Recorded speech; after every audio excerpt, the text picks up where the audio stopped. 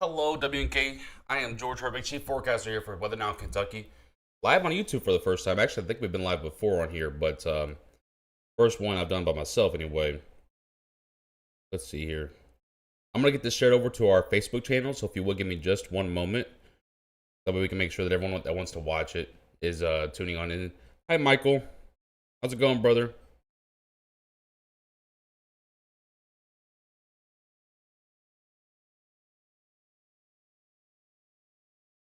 Give me just 1 second, folks, and we'll get this rolling. If you wouldn't mind, you can also copy the link and share it to some of your friends if you'd like as well. We're trying to grow our YouTube channel, if you guys couldn't tell. Of course, by the way, we'll be live on Facebook side of things if anything becomes imminent or life-threatening, of course, as always. This on YouTube is just a forecast update. Let me get some thumbs ups on the video, please. If you haven't already, hit the subscribe button. Turn on the bell for us as well. That gets notifications turned on for you. Let's just get this shared out over to Facebook, and then we'll be ready to go.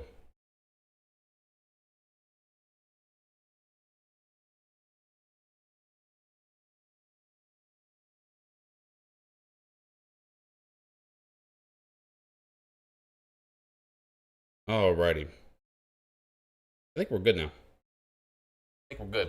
Let's give everyone, 30 seconds to a minute or so to get in here. Thank you guys for the likes on the video so far as well. If you haven't heard, we have some storms coming through today. We have a couple different waves coming through, so we have some stuff to explain here. This will not be our only storm activity as well. This looks like the jet stream is getting kind of active. I would say a little bit abnormally active for this time of year. Usually in Kentucky in June, July, even into August a little bit, relatively dry, relatively boring in terms of weather. But it does look like we're getting abnormally active between now and probably the next 10 to 14 days. So make sure that you're subscribing here on YouTube, following over on Facebook. Very important stuff here. Let's give it about 20 more seconds to let people roll in here. I just shared it over to Facebook, so let's give it a few seconds. I don't want anyone to miss out on any of the info.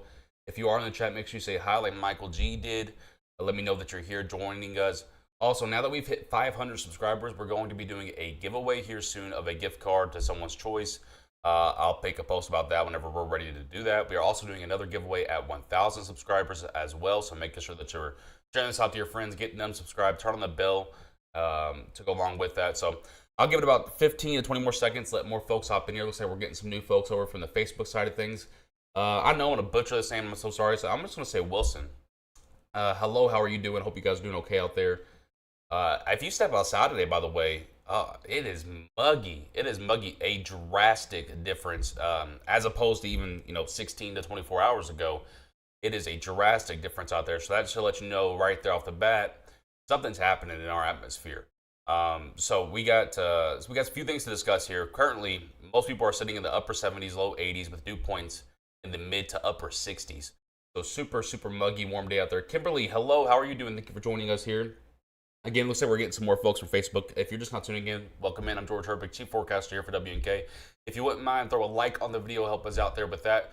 Make sure you have the bell turned on for notifications. Give that one last spiel, and then we'll dive into things. So again, thank you all so much for helping us out over here on the YouTube side of things. We're not going to abandon Facebook at all. Not going to abandon Facebook at all. We're just trying to grow the YouTube, as well as if there are any severe warnings later on, like we think there will be, we will be live on Facebook with imminent updates there. So don't worry, we're not abandoning Facebook. Hello. Hello, Karen. How are you? All right. Let's get this rolling through. If anyone misses this, it'll turn into a YouTube video anyway. Get that off the screen there.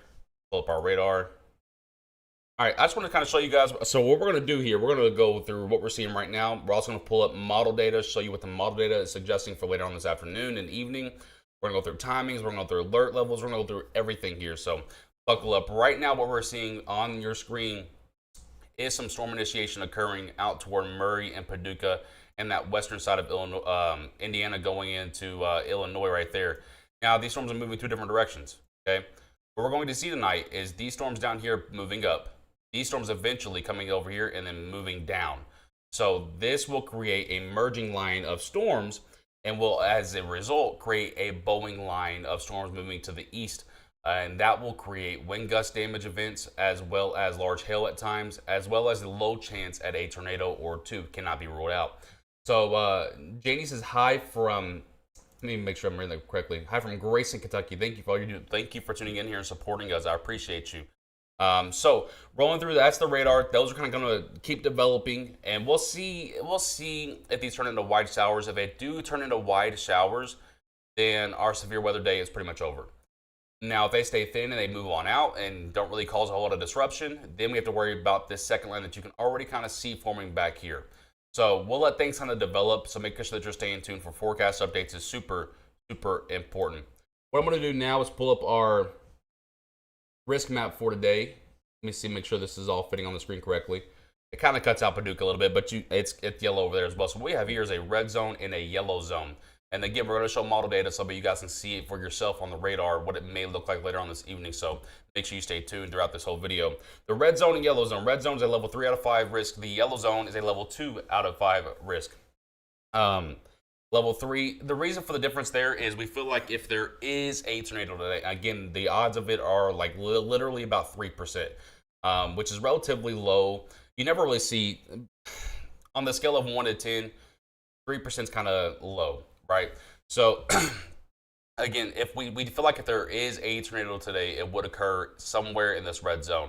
I know it's a pretty broad zone to have, but it's really hard to forecast guarantees on tornadic cells.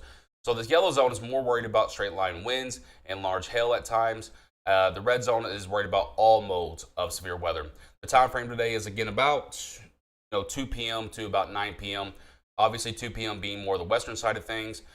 Then around that middle time frame between 3 and 7 p.m., more around the central side of Kentucky. And then a little bit later, about 5 to 8 p.m., we're talking about the eastern half of Kentucky to kind of use that west-east progression there. Thank you guys so much for tuning in. I see all your likes on the video. Thank you so much for hitting that thumbs up for me. So what we're going to do now is pull up our model data here. Now, this is a fresh run that just came in. Let me go ahead and pull that back before people start freaking out. This is a fresh run that just came in. So let me go ahead and put this to full screen. I know I'm kind of blocking the Somerset area a little bit south toward Monticello, but you guys kind of get the idea of things here. Let me see if I can do that. It worked a little bit. Now I'm blocking out the northern half. We'll just kind of roll with it. How about that? Just kind of roll with it. Mike says I don't have a mod tag. I love it. Late Storm. I'll get you that mod tag, Mike. Sorry about that. We're still getting the YouTube side of things set up. So this right here is valid for right now, a little bit between noon and 1. You can see it kind of picks up on the radar development of this little rain showers here, a bit of a stronger cell here.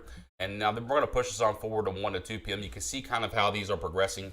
Now they're starting to get wider up to the north, and not a whole lot of action happening down here. So this kind of concerns us a little bit. That lets us know that the clearing out ability is still going on. It's still going to raise those CAPE values, those wind shear values slightly. If you don't know what CAPE is basically storm energy. And there's plenty of it out there.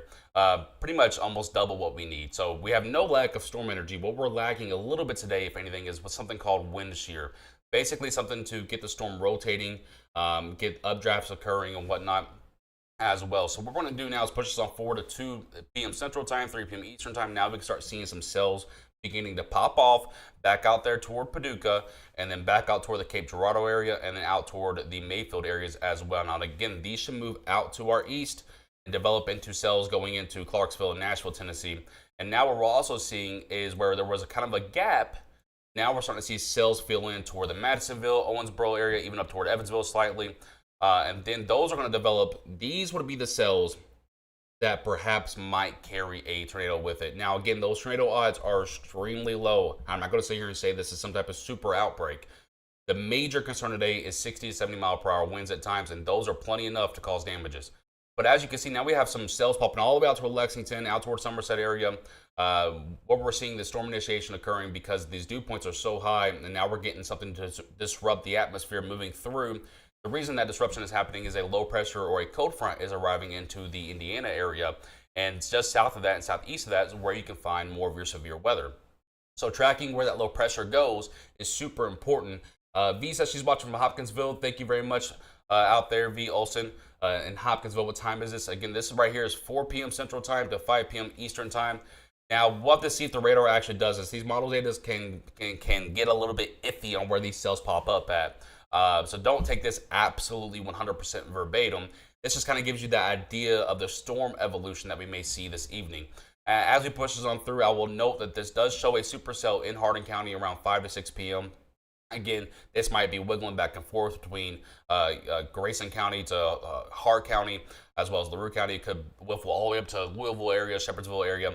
So I just note that the development is there. The exact precise location is not 100% accurate.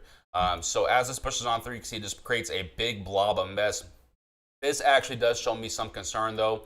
As this storm moves a little bit to the northeast here, we can start seeing more of a bowing line.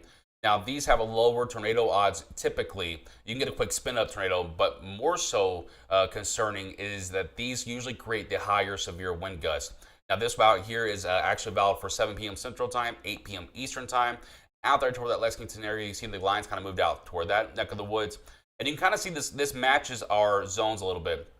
Then once it passes the Lexington area heading toward Moorhead, it should begin to die down a little bit. So that's why we kind of left someone commented and asked me earlier why I left Pikeville specifically out of any zones at all. You can kind of see the evolution of the storms pretty much makes it into a rain shower, a tough maybe thunderstorm, but it doesn't really have any severe weather for the Pikeville area. So you kind of see the progression there. So what we're going to have to do now is just kind of watch, kind of just sit and watch and see how these storms develop over the next 90 minutes or so. The next 90 minutes are crucial in telling us exactly how these storms may track, what kind of threats they may have with it. V. Olson says she's by Clarksville, Tennessee. That's definitely a spot where we could see some strong to severe weather as well out there. Let me get this moved over a little bit so I can see the chat. Thank you guys for the likes on the video. We're up to 15 likes. Thank you so much. Kimberly says she's watching for Fort Knox. Hello, Kimberly. What we're going to look at now is something that we call updraft helicity. If you watched our video yesterday that we posted on YouTube and on Facebook, updraft helicity kind of shows us where the storms may be rotating and how they're going to track that rotation. Again, rotating storms don't always mean tornadoes. They can just simply mean large hail and damaging wind gusts. Now, obviously, they could mean tornadic activity as well, but it doesn't always guarantee tornadic activity. Miles is asking, Frankfurt going to get hit pretty hard? Just kind of watch along here with us. We'll answer that question as we go. But updraft helicity, I'm just going to go ahead and zoom this on through. You can kind of see there's not a ton out there. Yesterday, the map kind of showed more of a spread out rotational map here. This map is showing a little bit more concise, but stronger. You can definitely tell, as I said, that supercell there that tracked on this radar run, that supercell that we saw that went toward the Elizabethtown area, just south of Ratcliffe, heading toward Shepherdsville and Bardstown, and it starts back out in Grayson County. That one does show signs of rotating. Now, they out here toward eastern Kentucky, from Lexington to Somerset down to Monticello, maybe even up toward Rockcastle County. These rotational tracks are showing up as well. So again, these aren't 100% accurate on locations, but this does go to show you that these storms will be rotating as they come through. We'll track them and see exactly what they're putting down onto the ground there. Bo Phelps says hi, just sub. Thank you so much, my friend. So someone asked about Frankfurt. Again, I'm going to kind of show you Lexington a little bit. Look a little bit north of Lexington, kind of what the radar may look like for you later on this evening. 3 p.m. Central Time. This is 4 p.m. Eastern Time. See some cells going up through there, some cells going up through there at 6 p.m. Eastern Time as well, and then some more cells. So a bowing line, my biggest concern from Frankfurt is about 5 p.m. to 7 p.m. There might be a bowing line of storms that move through there, and those can cause some really strong wind gusts as well as some large hail. So, but anyway, in all here, we're looking at a pretty conditional day. We had to just see how these storms develop. If you're just not tuning in, I can go ahead and pull up the radar again.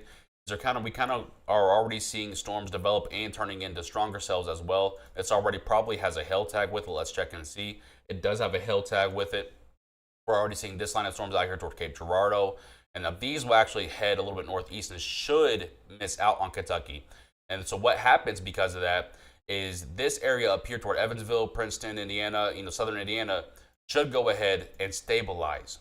Should. Now, what that means for Kentucky is because this mostly misses out on Kentucky and heads just kind of north. Now, these areas up here in northern Kentucky should be stabilized as well. But what that means for the rest of us, basically from Richmond, Berea, Somerset, Bowling Green, back up toward Madisonville, up toward Louisville, this area should remain unstable. Now, if you compare that to what our forecast was 2 days ago, that shows you that our red zone is pretty accurate. So we look at this once again, from E-Town to Bowling Green, Somerset to Lexington, and we see what's currently happening, Bowling Green, E-Town, Lexington, Somerset. we know that our forecast is pretty much going as we thought so far. So I'm not expecting many changes to occur. But in case there are any updates, we will be, obviously posting them on Facebook if there are any imminent threats as well. Any severe warnings, tornado warnings, anything like that will be live or posting updates on Facebook as well. So make sure if you're not already following over there at WNKWX on all platforms. That's kind of it for us out here right now. What we're going to do over the next 90 minutes behind the desk here is just making sure that we're watching the radar, watching those CAPE values, watching those wind shear values. And we're just going to be watching how these storms evolve as they move east and as they run into some warmer and more unstable air masses. Thank you guys so much for tuning in here with me. I appreciate all of you throwing a like on the video. That helps us a lot. Turn on that bell, bring those notifications on, and we'll see you over on Facebook if we have any more updates for you. Until then, I've been George Herbig, Chief Forecaster here for WNK. Take it easy, Kentucky.